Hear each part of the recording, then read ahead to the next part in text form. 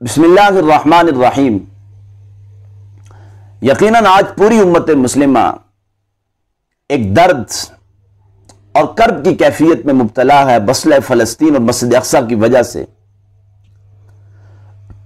میں آپ کے سامنے بہت مختصر وقت میں انتہائی جامعیت کے ساتھ مسجد اقصی کا کچھ تاریخی پس منظر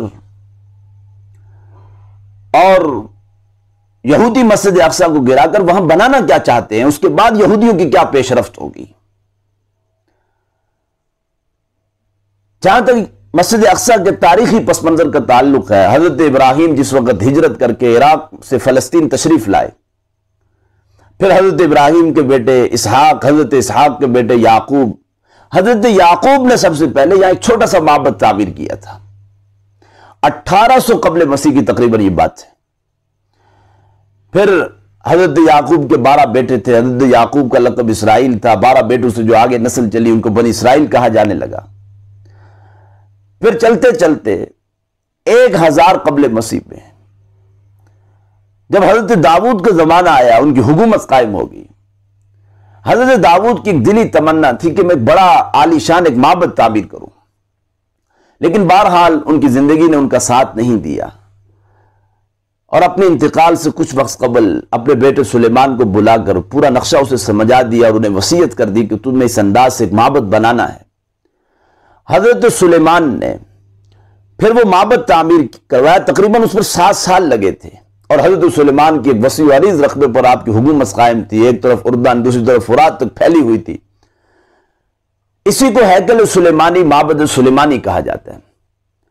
اور پھر جس وقت حضرت سلیمان کا انتقال ہوا، بنی اسرائیل نے اس ایک ریاست کو 2 حصوں میں تقسیم کیا، 2 ریاستیں وجود میں آ گئی، ایک کا نام سلطنت اسرائیل رکھا، دوسری کا نام سلطنت یہود رکھا۔ پھر ان کے آپس میں باہمی اختلافات، بد اعتقادی، بے راہ روی، بد اخلاقی، جس کی وجہ سے اللہ رب العزت نے غیر قوموں کو بنی اسرائیل پر مسلط کر دیا تھا۔ آشوریوں کے ہاتھوں سے مشرک قوم تھی، اللہ نے سلطنت اسرائیل کو پٹوایا، اور پھر سلطنت یہود کا اللہ نے خاتمہ کروایا تھا عراق کے بادشاہ بخت نصر کے ہاتھوں سے۔ 587 قبل مسیح کی بات ہے۔ عراق کے بادشاہ بخت نصر نے سلطنت یہود پر حملہ کیا، 6 لاکھ یہودی اس نے قتل کیے، 6 لاکھ کو گرفتار کر کے وہ عراق میں تل ابیب لے گیا، وہاں جا کر انہیں قید رکھا، اور اس نے اس ہیکل سلیمانی کو گرا دیا، اسے مسمار کر دیا تھا۔ پہلی مرتبہ اس ہیکل سلیمانی کو گرایا ہے 587 قبل مسیح میں عراق کے بادشاہ بخت نصر نے۔ پھر اس کے بعد حضرت عزیر کی قیادت میں دوبارہ اس معبد کو تعمیر کیا گیا، اور حضرت عزیر نے دین موسوی کی تجدید کا کام کیا تھا۔ یہودیوں کے ہاں حضرت عزیر کا بہت بڑا مقام بن گیا تھا، اسی وجہ سے وہ حضرت عزیر کے بارے میں یہ کہہ بیٹھے تھے کہ وہ اللہ کے بیٹے ہیں۔ بہرحال چلتے چلتے چلتے حضرت عیسیٰ علیہ السلام کا دور آیا۔ حضرت عیسیٰ کے رفع سماوی کے تقریباً 40 سال کے بعد، یوں سمجھ لیجئے سن 70 عیسوی میں ٹائٹس رومی نے حملہ کیا تھا ارض فلسطین پر۔ ایک دن میں اس نے 1,33,000 یہودی قتل کیے تھے، اور اس نے اس معبد سلیمانی کو گرایا، اسے مسمار کیا، اس کی اینٹ سے اینٹ بجا کر بالکل اس کی بنیادوں سے اسے ہلا دیا تھا۔ پہلی مرتبہ گرایا عراق کے بادشاہ بخت نصر نے، دوسری مرتبہ گرایا ٹائٹس رومی نے سن 70 عیسوی میں۔ اس وقت سے لے کر آج تک 2000 برس سے زائد عرصہ بیت چکا ہے۔ یہودی اپنے قبلے سے محروم ہیں، یہودی اپنے معبد سے محروم ہیں، یہودی ہیکل سلیمانی سے محروم ہیں۔ پھر 636 عیسوی میں جس وقت حضرت عمر نے بیت المقدس کو فتح کیا، اس وقت عیسائیوں نے حضرت عمر سے یہ شرط منوائی تھی کہ یہودی یہاں آ کر آباد نہیں ہو سکتے۔ اس وقت عیسائی یہودیوں کے شدید مخالف تھے۔ حضرت عمر نے بیت المقدس کو اوپن سٹی قرار دیا تھا، کہا یہودی آ تو سکتے ہیں، زیارت کر، لیکن یہاں پر وہ آباد نہیں ہو سکتے۔ بہرحال اس کے بعد خلافت راشدہ کا جو بقیہ دور تھا، بیت المقدس مسلمانوں کے پاس رہا، پھر اس کے بعد خلافت امویہ کے زمانے میں، خلافت عباسیہ کے زمانے میں، یہاں تک کہ 11ویں صدی عیسوی میں جب خلافت عباسیہ کا شیرازہ بکھر رہا تھا، مسلمانوں کی مرکزیت انتشار کا شکار ہو چکی تھی، اور مشرق و مغرب کے عیسائیوں کے کلیسا متحد ہو رہے تھے، ایک زبردست تحریک چلی تھی، صہیونی تحریک، جس میں فرانس، اٹلی، جرمنی، برطانیہ، ان سب نے مل کر یہ عہد کیا کہ ہم یروشلم کو مسلمانوں سے واپس لیں گے۔ پھر ایسا زور کا حملہ کیا تھا، انہوں نے نہ صرف یہ کہ مسجد اقصیٰ کے، بیت المقدس کے تقدس کو پامال کیا، بلکہ وہاں پر وہ قتل عام کیا کہ جس کا تذکرہ کرتے ہوئے مغربی مورخین بھی کام جاتے ہیں۔ وہ قتل عام انہوں نے کیا۔ تقریباً 1099 عیسوی میں یروشلم عیسائیوں کے قبضے میں چلا گیا۔ 88 برس تک بیت المقدس عیسائیوں کے قبضے میں رہا ہے، 88 برس تک۔ 88 برس کے بعد 1100 یوں سمجھ لیجئے کہ 87 عیسوی میں سلطان صلاح الدین ایوبی اٹھے، جہاد کی طاقت سے آپ نے مسجد اقصیٰ کو واپس لے لیا تھا یہودیوں سے۔ خلافت عثمانیہ کے زمانے میں بیت المقدس مسلمانوں کے پاس رہا، یہاں تک کہ جب خلافت عثمانیہ دم توڑ رہی تھی، 1896 عیسوی کی بات ہے، ترک بہت مقروض ہو چکے تھے، قرضوں میں ڈوبے ہوئے تھے۔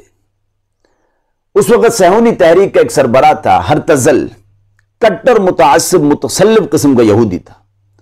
اس نے آ کر سلطان عبدالحمید الترک سے کہا، اے سلطان عبدالحمید الترک، ہمیں معلوم ہے کہ تم قرضوں میں ڈوبے ہوئے ہو، تم ہمیں ارض فلسطین کی زمینیں خریدنے کی اجازت دے دو، ہم تمہارے سارے قرضے بھی ختم کریں گے، اور جب تمہیں مالی امداد کی ضرورت پڑی ہم تمہاری مالی امداد بھی کریں گے۔ سلطان عبدالحمید الترک نے ہرتزل کو جواب دیا، کہا کہ ساری دنیا کی دولت لا کر میرے قدموں میں رکھ دو، میں 1 انچ زمین بھی فلسطین کی تمہیں نہیں دوں گا۔ یہ خلافت کا ثمرہ تھا۔ جب تک خلافت کا نظام قائم رہا، یہودی وہاں آباد نہیں ہو سکے۔ لیکن افسوس 1924 میں انگریزوں نے عربوں کو استعمال کیا ترکوں کے خلاف، خلافت کے نظام کا خاتمہ کروایا۔ جو ہی خلافت کے نظام کا خاتمہ ہوا، کچھ ہی وقت کے بعد مسلمانوں کو انعام دیا گیا۔ 1948 میں فلسطین کو تقسیم کر کے اسرائیل کی ریاست وجود میں آ گئی، پوری دنیا سے بکھرے ہوئے یہودیوں کو لا کر اسرائیل میں بسایا گیا۔ بہرحال اب یہودی مسجد اقصیٰ کو گرا کر، گنبد صخرہ کو گرا کر، مسجد اقصیٰ وہ ہے جس میں حضرت عمر نے نماز پڑھی تھی، اور گنبد صخرہ وہ چٹان ہے نیچے جہاں سے حضور کے معراج کا سفر شروع ہوا تھا۔ تو اب وہ اس کو گرا کر یہاں اپنا 3rd ٹیمپل بنانا چاہتے ہیں، ہیکل سلیمانی بنانا چاہتے ہیں۔ اور اس کے بعد ان کی پیش رفت کیا ہے؟ صرف یہ نہیں کہ وہ مسجد اقصیٰ کو گرائیں گے، بس انہوں نے اپنا 3rd ٹیمپل بنا نہیں، بلکہ اس کے بعد انہوں نے گریٹر اسرائیل قائم کرنا ہے، جہاں جہاں کہیں کسی دور میں یہودی قومیت کی بنیاد پر آباد تھے، ان تمام علاقوں پر انہوں نے اپنی حکومت قائم کرنی ہے، جس میں شام ہے، ترکی کا مشرقی حصہ ہے، تقریباً دریائے فرات تک عراق میں، اور خیبر میں، سعودی عرب میں خیبر تک، ان تمام علاقوں پر انہوں نے گریٹر اسرائیل بنانا ہے۔ 3rd ٹیمپل بنانے کے بعد وہ یہاں اپنی قربانی کا آغاز کریں گے، اور وہ تخت داودی کو یہاں لا کر نصب کریں گے۔ حضرت داود کی جس پر تاج پوشی ہوئی تھی وہ ایک پتھر تھا، پھر اس کے بعد حضرت سلیمان کی اس پر تاج پوشی ہوئی، پھر بنی اسرائیل کا جو بھی بادشاہ آتا تھا اس کی تاج پوشی اس پتھر پہ ہوتی تھی۔ پھر جس وقت ٹائٹس رومی نے حملہ کیا ارض فلسطین پر، اس پتھر کو ساتھ لے گیا تھا روم پہ، پھر روم سے آئرلینڈ سے اس وقت انگلینڈ میں ہے، وہاں کی جو پارلیمنٹ ہے اس پارلیمنٹ کے ساتھ جو رکھا ہوا چرچ ہے، اس چرچ میں وہ آج بھی وہ پتھر اس کو ایک کرسی کی شکل دے دی گئی ہے۔ تو بہرحال جس وقت وہ 3rd ٹیمپل بنائیں گے تو اس تخت داودی کو یہاں لا کر نصب کریں گے۔ یہ سب کچھ یہودیوں نے کرنا ہے، لہذا مسلمانوں کو چاہیے کہ اب بھی وقت ہے، ہوش کے ناخن لیں۔ آج تو وطنیت کے بت کھڑے ہیں، عام مسلمان، عام انسان تو کچھ کر نہیں سکتا، لیکن جو مسلح افواج ہیں، جو مسلم ممالک کے سربراہان ہیں، انہیں چاہیے کہ وہ مسجد اقصیٰ کے تقدس کے لیے کھڑے ہو جائے، وہ فلسطینی مسلمانوں کی مدد کے لیے کھڑے ہو جائے۔ وہ ہمارا تیسرا مقدس مقام ہے، ہمیں کھڑے ہو جانا چاہیے اس کی حفاظت کے لیے۔ اللہ ہماری مدد و نصرت فرمائیں گے۔ اللہ ہمیں عالم اسلام کا درد سینوں میں رکھ کر جینے کی توفیق نصیب فرمائے۔